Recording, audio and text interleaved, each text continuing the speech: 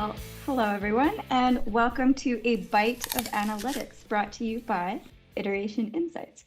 I am your host, Diana Arciniega, an analytics consultant for Iteration, and my passions include storytelling with data and empowering others on their data-driven journey. This podcast was created to spread knowledge about data analytics and all topics regarding this ever-changing technology that we are trying to keep up with. Stay tuned as I will be conducting interviews with thought leaders and industry experts in the field. We'll conduct roundtable discussions. We'll give you updates on Power BI and upcoming events, as well as presentations from authors of our blogs, delivering useful and thoughtful knowledge and information. I'd like to introduce to you guys Chris Sorensen and Jared McKenzie. Would you guys like to say a word about yourselves? Sure, I'll go first. My name is Chris Sorensen, the president of Iteration Insights. Been working in the analytics space for 20 plus years now, specializing primarily in the Microsoft suite of analytics products. And yeah, that's a little bit about myself. Yeah, my name's Jared McKenzie. I've been in the analytics space for 10 plus years now. Started my journey actually learning from Chris back in university days, and it has been a wonderful journey so far. Phenomenal. Today, we are actually going to be talking about the Power Platform in our community, why we engage with our Power Platform community, and who is involved. So I guess I'd like to start off the discussion with you guys and say, what experience have you guys had with the Power Platform community, and does any specific moment come to mind? From the community standpoint, I'd say, I think I was there when I became active in the community when Power BI became its own standalone product. I want to say it was 2015, 2016 ish. Might have been slightly before that as an alpha, but it was a piece of Microsoft Excel prior to that, and then it became its own product. And as soon as it became its own product, a lot of people jumped on the bandwagon and were really interested in what this could actually do for their analytics workloads. So people make decisions based off of data and the stories that they tell with data. So a really powerful tool to be able to tell these stories made their job significantly easier. And there was a lot to learn. And so trying to do that on your own and trying to figure out best practice on your own is its own Everest. It takes years to actually be really, really proficient with it and efficient with it as a tool. So, joining the community was a really, really important step to actually any sort of learning journey. And this is coming from someone who is, I would say, an expert, a unicorn in the field who really does know a lot. And I would say, like, the community is where we find most of our answers with troubleshooting with errors. If we need help with anything, we go to the community for help. And I think that in itself is a sharing of information, a business intelligence. And I think it's just like really interesting. What about you, Chris? How do you use Power Platform? Well, similar journey to where Jared really begun, used Power BI prior to its current incarnation. At the time, it was a very early release product. It had some flaws, but you could kind of see where things were going with the product. But once it popped itself out into its own product within the Microsoft 365 stack, and Microsoft did a really nice job early on when it came out, was targeting business users and trying to go after the Tableaus and the clicks at the time, which were succeeding very well in the self-service space. And Microsoft obviously wanted to be part of that. And when it first came out, I kind of saw a lot of value in it, and I really liked the fact that Microsoft is targeting business users, because that's really where analytics start, is with business questions and business problems that users are having, and trying to solve them in much more efficient ways than they ever have in the past. So I remember way back when the tool first came out, there was very few IT departments that really wanted to look at Power BI. And in some ways, I jokingly say they turned their nose up at the product because they viewed it as just something for the business users. And I've been part of that community in the past as well. But uh, I could kind of see where the product was going. And even in its early days when it had some, it was missing some things, we kind of stuck with it, said, I like where they're going. I like this journey. But I remember way back, talking to some Microsoft people, uh, because Power BI now gets, I guess, how long it's had monthly releases, but there was a lot of questions around, can the product actually evolve every month? Is this monthly release cycle tenable? Is this something that can be done? I think fast forward 5 years later, Microsoft's done a very good job at evolving the product to meet the community's needs, making it comparable, if not better, than some of the competitor products out there. And of course, it's always a bit of a horse race, and there's times when the other product's a little bit better. But I think they've done an admirable job evolving the product and listening to the user's needs. And fast forward now to 2021. There's an awful lot of technical capabilities in it. We see IT groups and business users now rallying around the product. And one of the big things that we're seeing coming into 2022 now is that now that a lot of people are actually using the product and it's got some momentum, the next big question is, how do we continue this growth, but how do we actually govern it at the same time? Because a lot of organizations are now getting concerned, at least the ones that are kind of looking forward, to say, great, let's carry on this path, but how do we go ahead and govern this stuff, and how do we continue our learning around the product? So that's kind of where the community really starts to come in around this too. And that's one thing I've very much enjoyed in my many years in the Microsoft space, is just the sense of sharing of information between resources and consultants and employees, and kind of building that community up. And I know I've worked with other products in the past from other vendors, and trying to learn them and understand them was really challenging. It was almost kind of a dark art. And when you learn something, people often didn't share. And there was a very odd sense of community after I worked with Microsoft, then went into other products, and then came back. I thought, this is the type of environment I like working with, where people like to share information and teach others how to do things, because it's very uplifting, and it's ultimately beneficial for the community. And that's something that we've certainly seen as Iteration Insights, is our involvement with these user groups and communities is just how uplifting it can be to be part of the community and helping each other out, and it benefits everybody. Absolutely. Jared, did you have something to add? Yeah, I want to just talk a little bit more about what Chris is saying is how these series of products have evolved over the course of time. Because Chris and I's background is largely in analytics, we speak a lot about Power BI more than say Power Apps or Power Automate, the other aspects of the Power Platform. But both of these points apply to that. And really what it is I think one of the biggest benefits is that monthly release cycle. And the other to marry with that was Microsoft's responding to the community. All of their features, all their updates was really governed by the user voice. They set up a website where people would say, "Here's the things I want in Power BI or the Power Platform or other tools," and really responded and prioritized what they actually worked on. And I think that really is how it has become so valuable over the past 5 years. Um, Even initially, I'd echo exactly what Chris is saying. There were a lot of big deficiencies that I think many businesses were hesitant to adopt it as an enterprise tool. There were some niche places to use it. There were some nice bits to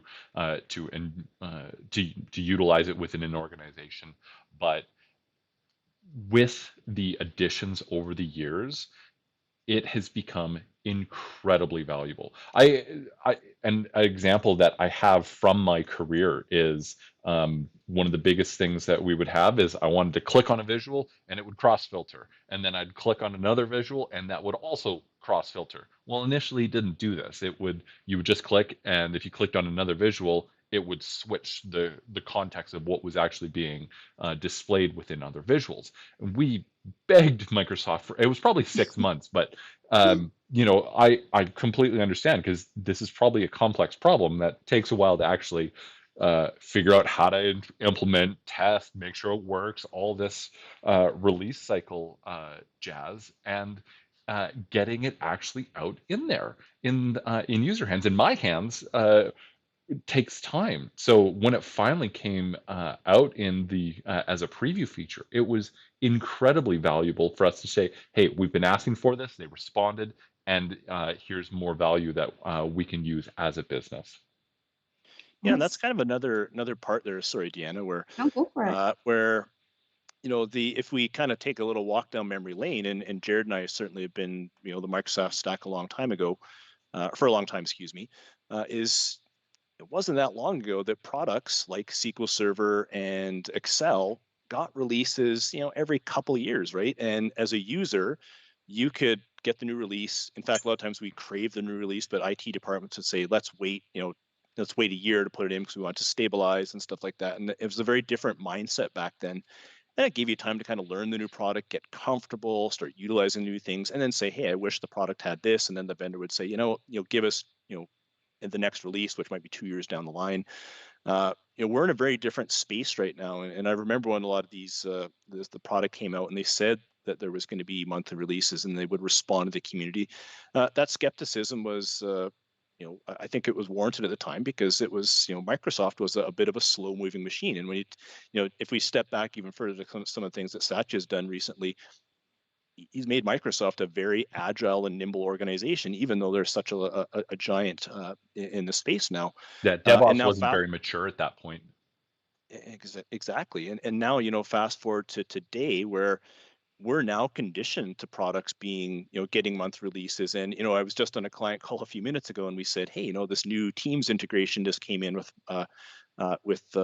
Power BI, and it's came in November. And I said to the client, I haven't worked with it a lot yet, but I bet it's probably pretty spotty at the moment. But I've seen the track record here. This will get very compelling very quickly in 2022, and it's one of my favorite features that I'm excited to watch and evolve. Right, and it's kind of fun to be able to see these things come out of the community and actually evolve and become very compelling solutions, fairly quickly. It's a very different world now that we live in.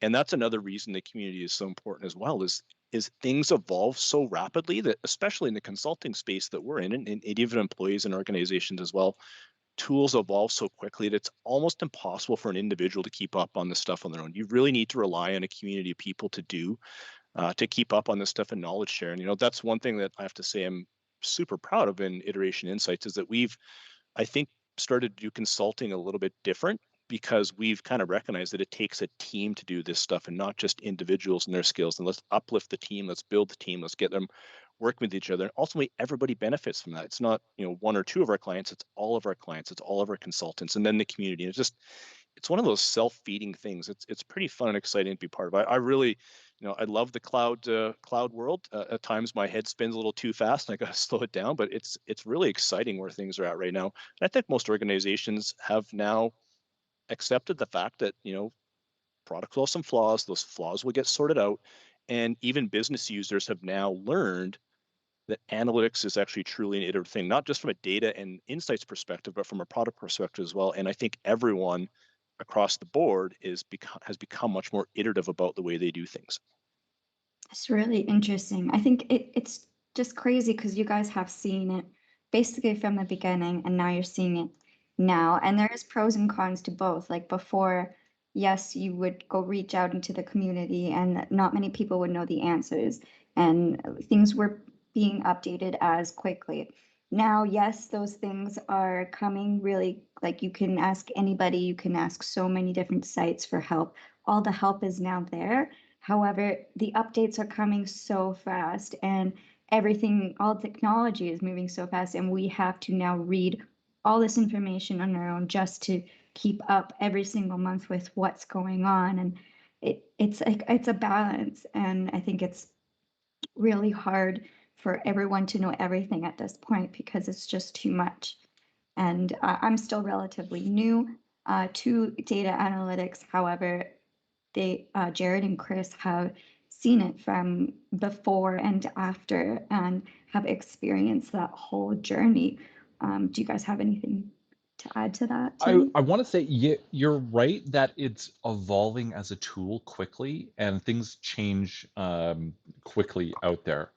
But that uh, that doesn't mean that there aren't fundamental things that everybody really should know across the board, whether it's analytics, if it's in Power Platform. There are fundamental concepts that are really important for people to know. And in all honesty, if you're comfortable with that, with those fundamentals and that foundational layer, and if that foundation is strong, you can build up so much higher and build quicker on tools like that.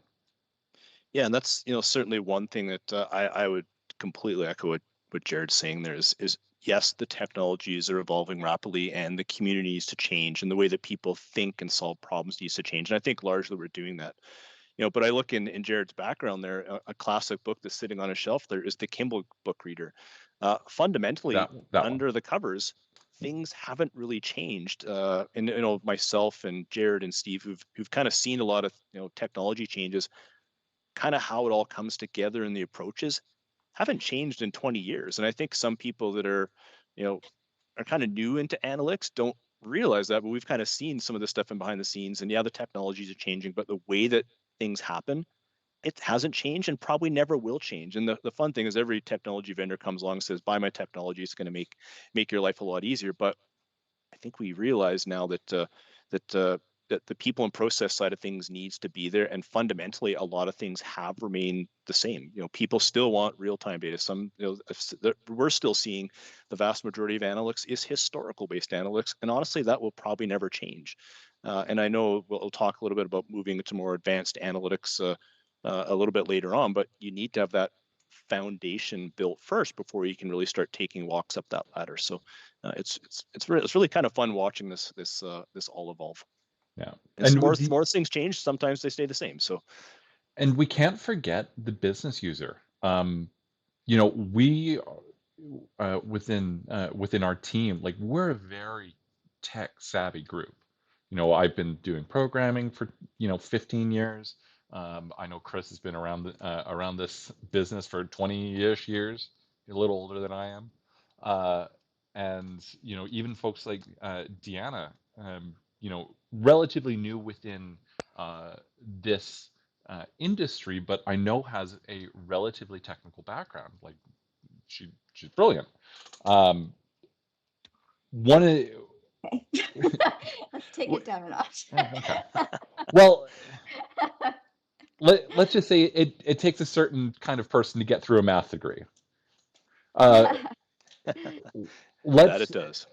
like the people that we're delivering these types of things for are not technical. And that's okay. It's not their job to be technical. We need to be able to communicate um, insights in data in a non-technical way. And I think that's really one of the big things that tools like the Power Platform enable us to do.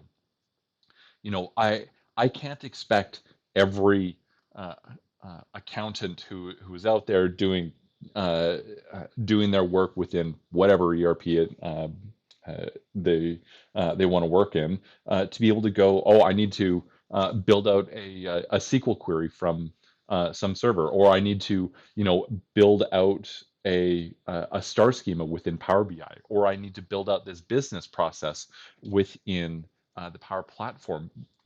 It takes a lot of time and effort to become really proficient with building these processes out.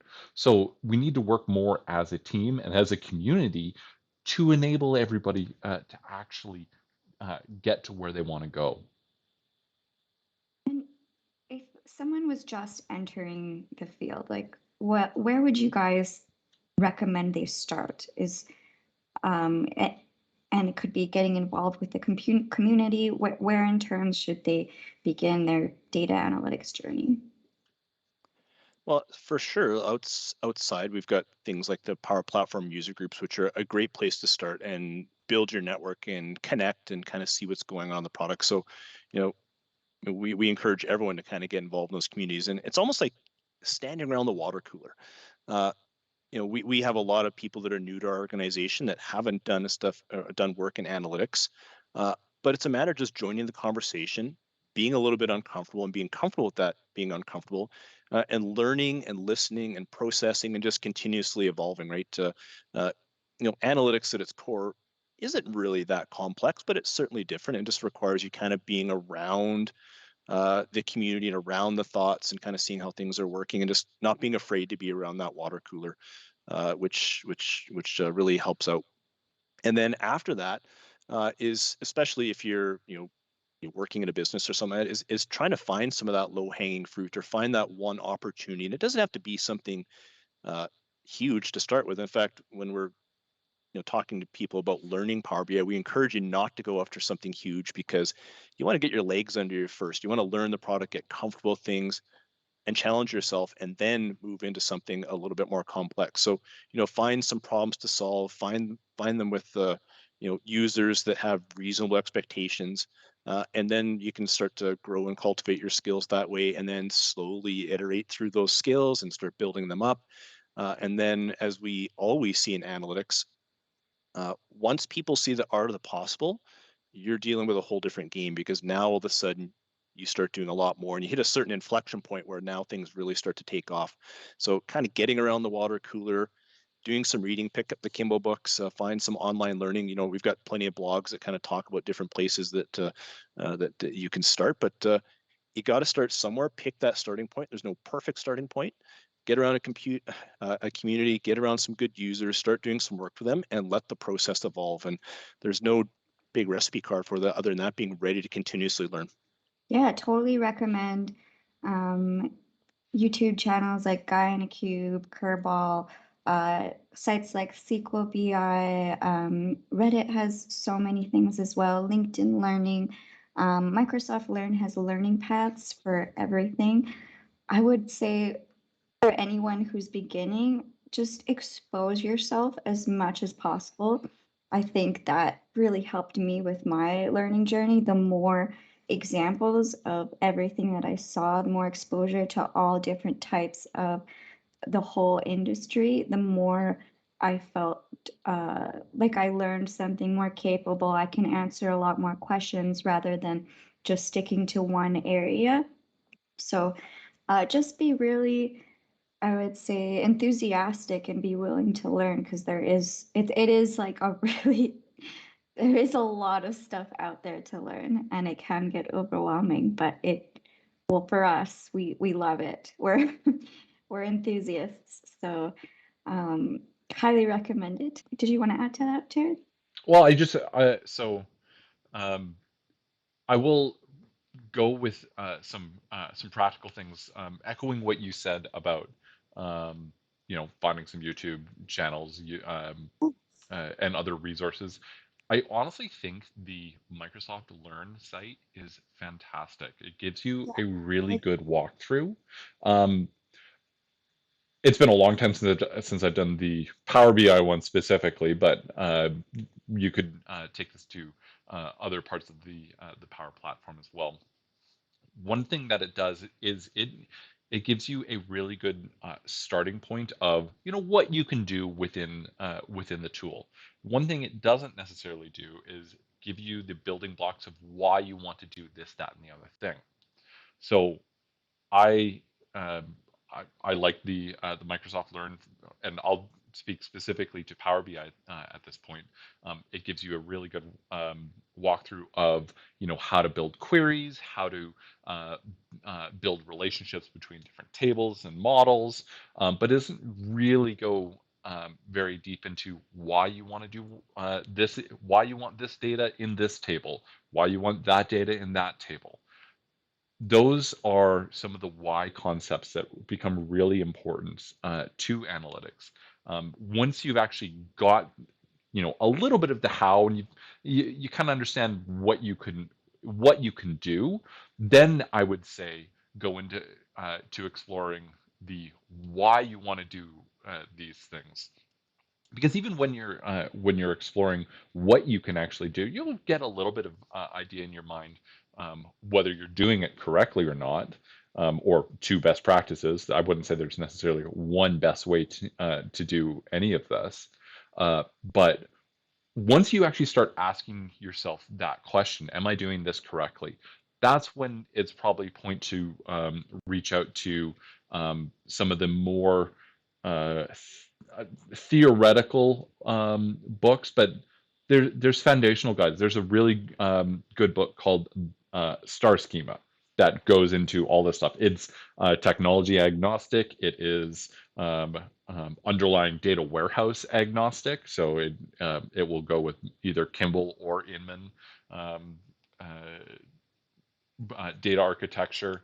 It really doesn't matter. My Power BI and the underlying Vertipack engine was built with the star schema in mind, the Ralph Kimball dimensional modeling star schema in mind. So personally, that's where I start, but you don't have to be exposed to that by itself. The other one is the Ralph Kimball book, the Dimensional Modeling Toolkit. I highly, highly recommend it. It is older, so there are some techniques that have evolved past this in certain areas of analytics. However, there are definitely some insights in there that are really, really valuable. There, just because something's been around for 20 years doesn't mean that the techniques are not applicable. I mean, SQL's been around since the 60s, I believe, and it's still an incredibly valuable language because I didn't notice that much. this is how we describe data. Like the first iteration of it was all about this group algebra stuff. Um, we That's conversation for another day. Um, but just because it's not on the bleeding edge of everything doesn't mean that it's not an incredibly valuable tool. I would argue that because it's old and mature, it's really valuable. So knowing that, it is a good tool for people to know and understand. So, anyways, I got off track. Uh, the dimensional modeling toolkit, because it it was what the underlying engine was built around. It also has some really good examples of business problems that you can solve. So different scenarios for understanding sales, different scenarios for understanding finances, different scenarios for understanding HR, or other types of things. And I think once you've been exposed to some of these ideas and how some of the best practices are around that, then you can actually start building your own uh, uh, automated processes rather than just kind of tinkering and playing around. One thing I find really interesting right now, and this is something I certainly talk a lot about with new people, new users into Power BI, is that data modeling is no longer the sole domain of IT. If you want to become an effective user of Power BI, you don't need to become an expert in dimensional modeling, but having an understanding how it comes together and how to use it to make yourself a more efficient Power BI user is very important. In fact, I sometimes joke that data modeling is undergoing a bit of a renaissance right now because it is moving from a pure IT play to something that business users do need to understand how to do. And whether business users knew it or not, they were following a modeling technique, especially those that used Excel for many years. It was as we in the Power BI world call affectionately, the one big table model. And you did modeling that way to work within the confines of Excel, because usually you wanted a pivot table, you wanted some tables of data. So, all right, what do I need to do? I need to plop all my data into a single table so I can put a pivot table on top of it, and then I can do my analytics, right? So Excel users come with many years of design patterns and data modeling. You probably never called it that, but it's something that's really important to use. And the one thing I really talk a lot about when we're doing our teaching and training, getting people educated, is that dimensional modeling is actually easier to perform from a technical perspective than what you're doing inside of Excel. Once you get into Power BI and see what you can do and get rid of them, you won't look back. So, but it is different, right? So that's the big thing is, data modeling is something that business users need to do. It is different, and whenever something's different, there's a change management thing that we need to consider there as well. Not just say suck it up and start using it. We actually have to educate and train and teach people how to do this stuff. And that's where, kind of tying back to the community once again, is any organization that we go into, we want to make sure that there is an established group of super users, power users, whatever you want to call them, or technical users that can help the business users out there that are trying to do better. And they know that they can go rely on people, for that type of help. And the best part about that is that builds good trust between IT and technical users in the business. And once you get that trust built between the groups, then you get that good collaboration, communication going, and it takes on a life of its own, which is really nice. Because I know a lot of organizations, I'm seeing less of it these days, struggle with that battle between IT and the business, but organizations that we're going into, and we're maybe very lucky to work with some very progressive organizations, those barriers between IT and the business are coming down, and there's collaboration and communication happening. And some of it is being driven out of the Power Platform. Business users wanting to do more, IT wanting to let them do more, but governing it and figure out how to get that working iterative relationship working. It's really fun to see. To kind of see how this is all going to evolve over the next couple of years. I have to say I'm very excited about the analytics space over the for the foreseeable future. I did want to continue the conversation and talk about, is the Power Platform community a purely external thing, or is it internal as well? Or did you guys have any thoughts about that? We're in consulting, so it depends. Uh, they it it's never purely external. You shouldn't have people within an organization just looking for resources on their own in the wilderness. There should be some guidance within an organization, but that being said, allowing people some freedom to go out and explore. I have found that some of the most interesting insights have been when people are out just exploring and seeing what they can do, what they can come up with, what they can integrate into their tool set. So I would never say it's one or the other. Various people learn differently. Some people learn really well when they're reading something. Some people learn really well when they're actually doing hands-on keyboard.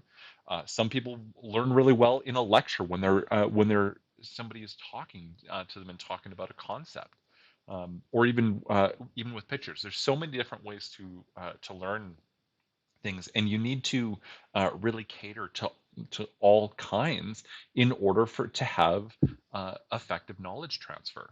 So you know providing people resources provide and one of those most important resources is time. People need time to actually understand and build their knowledge base within a tool set. You can't just throw a tool at somebody and say yeah, become an expert overnight. It doesn't work like that. Yeah, there are people out there that will go and in their spare time learn these things, but unfortunately, I don't think that is an expectation within modern business.